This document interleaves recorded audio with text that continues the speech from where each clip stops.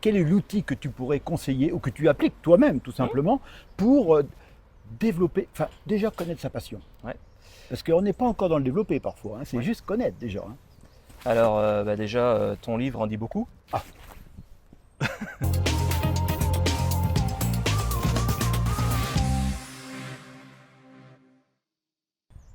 Bienvenue dans l'émission Libérez vos talents qui encourage les personnes ordinaires à faire des choses extraordinaires. Aujourd'hui, nous allons explorer le voyage inspirant de Florent Tatin pour enrichir votre vie professionnelle. Bonjour Florent, Bonjour Philbert. comment vas-tu? Très bien. On est pas mal ici, hein? Parfait. Belle lumière, beau Au cadre. bord de l'eau, le soleil est là. Alors, pourrais-tu nous raconter en quelques mots ton voyage professionnel? Oui.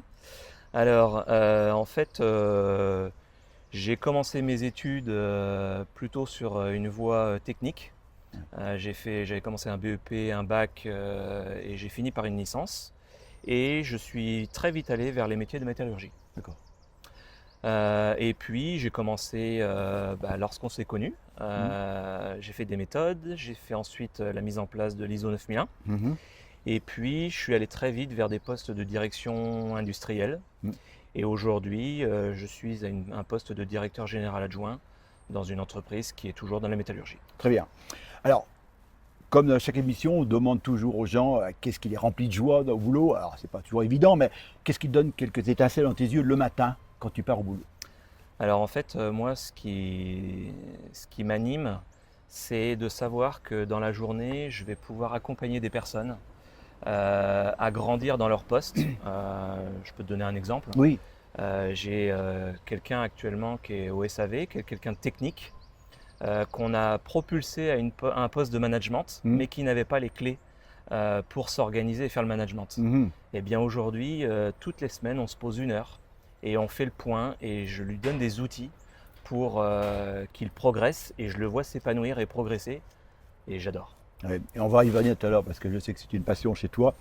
Alors, tu connais le principe de l'émission, c'est basé sur le livre Libérez vos talents. Dans le livre Libérez vos talents, il y a 5 planètes. Je rappelle, la planète potentiel sur ses capacités, la planète passion sur ses appétences, la planète professionnalisme sur ses compétences, la planète projet sur sa vision et la planète perfectionnement, c'est comment on va apprendre au quotidien. Parmi ces 5 planètes, je sais que tu as lu le livre, hein, parmi ces 5 planètes, quelle est la planète que tu voudrais, alors on va dire, défendre aujourd'hui? Toutes les planètes sont intéressantes, mais je vais prendre la passion. D'accord. Pourquoi la passion? En fait, si je te donne toujours un exemple, aujourd'hui je suis très axé développement personnel. En fait, le développement personnel, je me nourris de ça tous les jours. J'écoute des podcasts, j'écoute des conférenciers.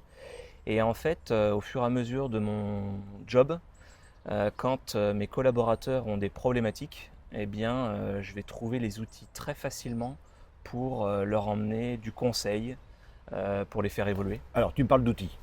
Quel serait un outil, par exemple, concret? Parce que là, l'objectif maintenant, c'est on est de plus en plus concret, on donne des bonnes pratiques. Et quel est l'outil que tu pourrais conseiller ou que tu appliques toi-même, tout simplement, pour développer, enfin, déjà connaître sa passion? Ouais. Parce qu'on n'est pas encore dans le développer parfois, hein, c'est Ouais. juste connaître déjà, hein. Alors, déjà, ton livre en dit beaucoup. Merci Florent. Ah, j'ai choisi bien, hein. Non, oui. Ton livre en dit beaucoup. En fait, l'idée, c'est que on est dans un monde où tout va très très vite. Et à un moment donné, il faut se poser. Il faut se poser, prendre le temps de mûrir son projet, son chemin de vie. Et pour faire ça, il y a des étapes qui sont importantes et qui sont détaillées dans ton livre. Notamment, il faut avancer petit pas par petit pas. Il ne faut pas s'imaginer que du jour au lendemain, on va trouver sa voie, son chemin. En fait, il faut se poser, réfléchir à qu'est-ce qui nous anime quand on se lève le matin, qu'est-ce qu'on aime faire, et mettre de la méthodologie dans tout ça.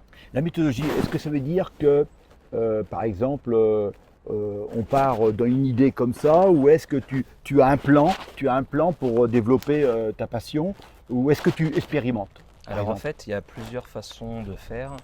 Et, moi, je suis quelqu'un de très process, Ouais. donc j'aime bien les plans d'action, j'aime bien Eh oui, organiser ça. Ouais. Mais je trouve qu'il est important de discuter avec son entourage sur ses projets pour avoir une critique positive et se faire conseiller par son entourage, qui puisse être pro ou perso. Alors, puisque tu parles d'entourage, toi, est-ce que dans ton entourage, tu as eu des personnes qui ont été inspirantes, voire guidantes, hein, dans ta vie professionnelle? C'est-à-dire, on a tous plus ou moins, parfois on dit des mentors, des fois, c'est le terme que j'aime bien utiliser, mais bon, simplement un modèle, par exemple. Alors, j'en ai eu plein. Alors, moi, je fais partie de Germe, donc j'ai eu plein d'intervenants Germe. Avec mon développement personnel, j'écoute des conférenciers, un peu comme toi, notamment David Lefrançois, Serge Marquis, David Lansembourg, des gens qui influencent mes décisions et mes réflexions. Oui, ça c'est des gens quand même qui ont un vécu. Mais est-ce que tu as eu une personne concrètement qui t'a accompagné sur le terrain, où tu as observé, tu as dit tiens, ça c'est un modèle pour moi? Oui, alors j'ai eu des coachs. J'ai eu Yves Arnaud et Rachel Menouri qui m'ont accompagné sur des sujets. Et puis j'ai aussi Olivier Moisan, qui est un directeur général d'une boîte qui, tous les 2 mois, on fait un point sur ma situation. Et j'écoute ses préconisations, son expertise pour me réaligner, toujours, prendre du conseil. Et je vois que tu es toujours passionné. Bon, je vois maintenant que tu es directeur général et tu envisages, tu grandis en permanence. Comment tu grandis, comment tu t'organises pour grandir en permanence professionnellement? Alors en fait, mon équilibre de vie est très rythmé. C'est-à-dire que je pars du principe que pour évoluer, il faut savoir gérer son temps, il faut savoir gérer sa santé. Quand je dis gérer son temps, c'est que moi, mes journées sont rythmées pour être efficace, pour pouvoir passer et du temps sur la partie pro et du temps sur la partie perso, pour que toutes les planètes soient alignées, quoi. Alors, ok, maintenant, si tu avais un conseil, toi, à donner, par exemple, j'arrête pas de le dire à chaque fois, tu sais, 8, 9 personnes sur 10 veulent se reconvertir. Il y en a peut-être que 20% qui font le pas.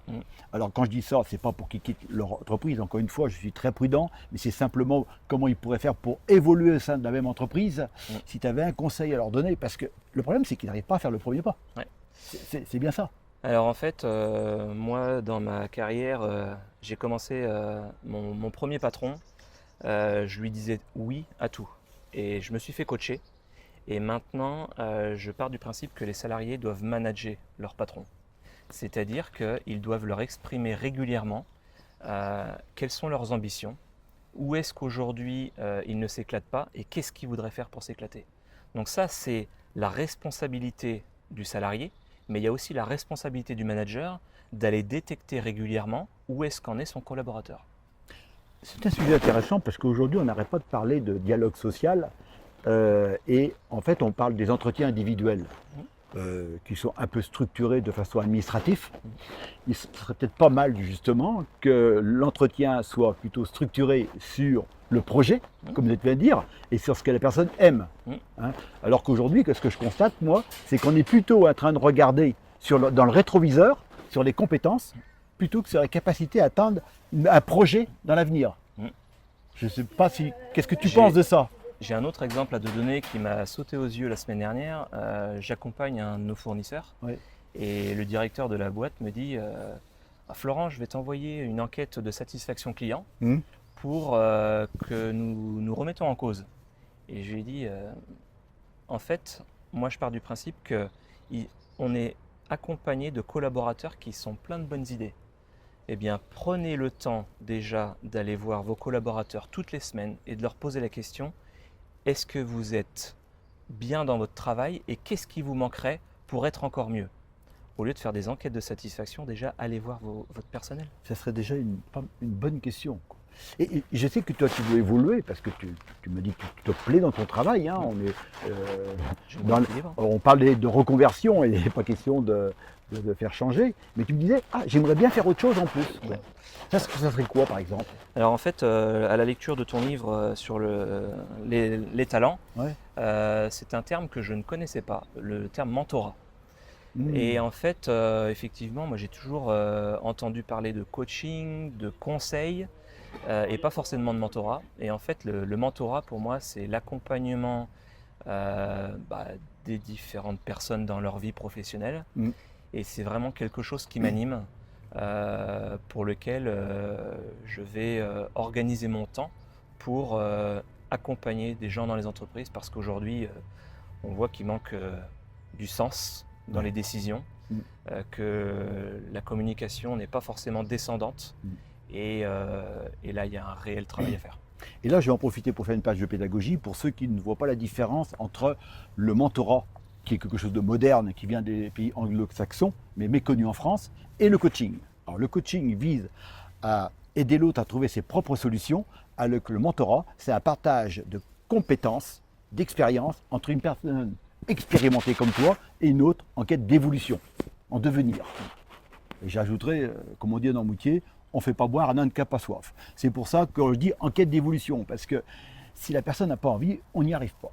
Et donc c'est vraiment très intéressant ce mentorat, parce qu'on voit bien que ça facilite à la fois le partage d'expérience et ça valorise. Ça fait grandir les juniors, mais ça valorise les seniors, alors qu'on est en train de parler de plus en plus de départ à la retraite qui va être reculé, et donc on va valoriser les seniors. Donc c'était un beau message qu'on pouvait donner. Hein, c'était le moment où je mets, d'accord?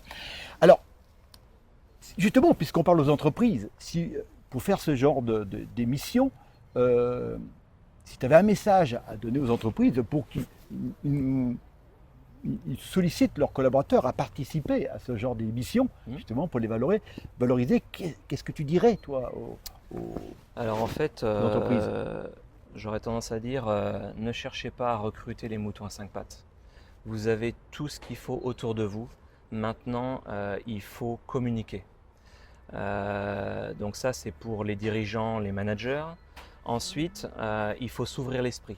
C'est-à-dire qu'il faut aller dans les associations, il faut aller dans les réseaux d'entreprises, et il faut s'ouvrir l'esprit pour aller confronter les idées qu'un chef d'entreprise peut avoir avec les autres idées, pour ne pas être focus sur un objectif et être à côté de la plaque. Oui, et j'ajouterais aussi, souvent on va chercher à l'extérieur ce que l'on possède à l'intérieur. Donc, et quand on veut revisiter cette méthode de recrutement, on s'aperçoit que l'on a un terrain fertile et les graines qui ne demandent qu'à être cultivées. Alors qu'aujourd'hui, on va chercher ailleurs des personnes qui ne vont peut-être pas s'adapter justement à ce terrain-là. J'ai un exemple concret, j'ai redressé une entreprise il y a quelques années. Les salariés venaient tous les matins sans que ça ait de sens, et il suffit d'aller à leur rencontre et leur demander qu'est-ce qu'ils auraient envie de faire pour que la journée soit un plaisir. Et en fait, il suffit d'accéder à leurs demandes, et c'est impressionnant comment on peut retourner une entreprise juste avec cette méthodologie. Il n'y a pas forcément grand-chose à faire. Alors, on ne veut pas briser cette chaîne inspirante, hein, comme tu vois, de partage d'expérience, avec des témoins tout à fait différents à chaque fois. Si tu avais un nom ou deux noms à nous donner, s'ils souhaitent participer, évidemment. Alors, je l'ai nommé tout à l'heure, Olivier Moisan, directeur de l'entreprise AR Carton sur Cholet. D'accord. Qui est pour moi un mentor. Ah oui, parce que... un mentor qui m'a accompagné durant ma vie professionnelle, que j'ai découvert à Germe. Et aujourd'hui, dès que je suis dans une réflexion et j'ai besoin d'une critique constructive, à chaque fois je me retourne vers lui. Donc c'est pour moi une personne inspirante qui a des belles valeurs, qui, je pense... Ouais. C'est intéressant ce que tu viens de dire, parce que la différence avec un mentor, c'est qu'un mentor, tu l'as pour la vie. On dit souvent, tiens, voilà mon mentor. Et donc, l'émission s'achève, et je termine toujours par une petite citation de notre philosophe américain, Ralph Waldo Emerson. N'allez pas là où le chemin peut mener, allez où il n'y a pas de chemin et laissez une trace. Et je vous dis à très bientôt pour une nouvelle trace inspirante. Merci Florent. Merci Philbert. À bientôt.